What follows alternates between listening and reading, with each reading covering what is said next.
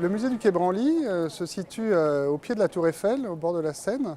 On le repère de loin parce qu'il bénéficie d'un mur végétal sur l'un de ses bâtiments. Le bâtiment qui est au niveau du Quai Branly, il y a un mur végétal qui fait 800 mètres carrés, qui a été créé par Patrick Blanc pour habiller en fait une façade qui se voulait un peu une déclinaison contemporaine des façades haussmanniennes. Et ensuite, pour pénétrer dans le musée, on franchit une palissade de verre qui donne dans un jardin assez original lié à Gilles Clément. C'est un jardin qui d'ailleurs est ouvert indépendamment des heures d'ouverture du musée du Quai Branly, qui est un très bel endroit pour se promener. Donc, on arrive ensuite sur le plateau des collections. On est accueilli par cette pièce qui est notre chef-d'œuvre, la Djenenké des Dogons du Mali.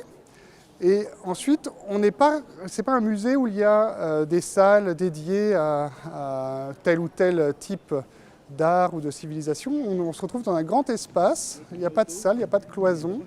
Il y a une atmosphère lumineuse assez originale qui est liée à la fois à l'architecture, à la volonté de l'architecte Jean Nouvel, et aussi au fait que les œuvres qu'on expose, qui sont en matériaux dits organiques, c'est-à-dire beaucoup de plantes, d'arbres, de bois, enfin des choses qui sont très fragiles au niveau à la fois des couleurs et des matériaux.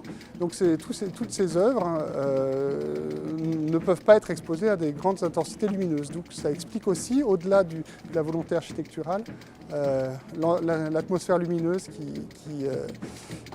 qui règne sur le plateau des collections.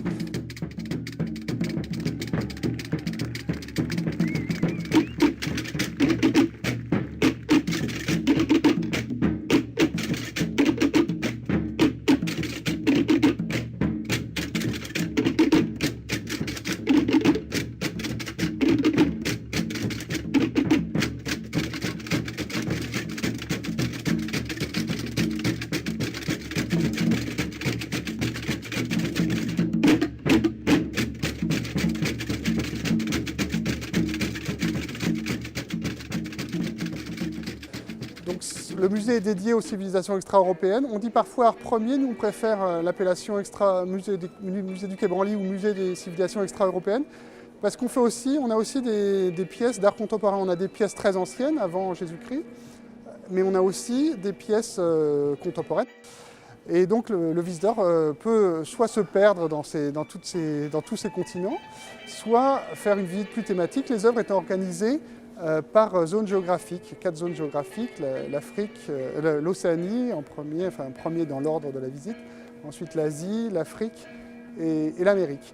Et découvrir ainsi les 3700 œuvres qui témoignent de la richesse des civilisations, des cultures extra-européennes.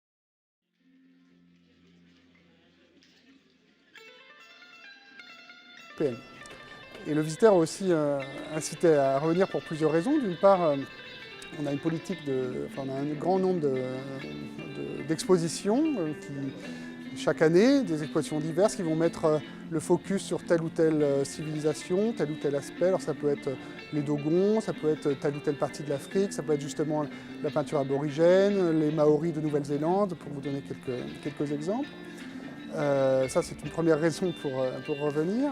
Et la deuxième raison, c'est que le musée est assis en fait sur un sous-sol très riche, puisque nous stockons 300 000 œuvres dans les réserves, à comparer aux 3700 qui sont exposées sur le plateau des collections sur lequel nous sommes. Et donc, nous faisons une rotation régulière d'environ 500 à 600 des œuvres qui sont exposées sur le plateau. 500 à 600 de ces œuvres changent chaque année.